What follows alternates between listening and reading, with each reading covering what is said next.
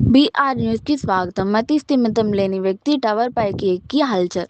బాపట్ల జిల్లా మాటూరు మండలం మాటూరు గ్రామంలోని మతి స్థిమితం లేని ఓ వ్యక్తి సెల్ టవర్ పైకి ఎక్కి హడావుడి చేసిన సంఘటన మాటూరులో మంగళవారం రాత్రి కలకలం రేకెత్తించింది. వివరాలు ఇలా ఉన్నాయి.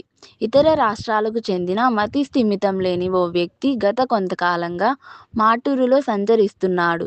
స్థానిక కొణిదెన రోడ్డులోని వైన్ షాపు సమీపంలో ఉన్న సెల్ టవర్ పైకి ఆ వ్యక్తి ఎవరూ చూడకుండా టవర్ చివరి భాగం వరకు వెళ్లి అరుస్తున్నాడు. గమనించిన స్థానికులు పోలీసులకు సమాచారం అందించారు.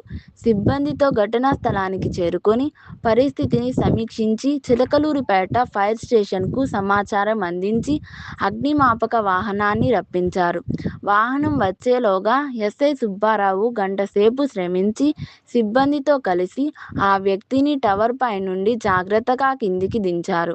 కిందికి దిగి వచ్చాక ఆ వ్యక్తి మతి స్థిమితం లేని వ్యక్తిగా పోలీసులు, స్థానికులు గుర్తించారు.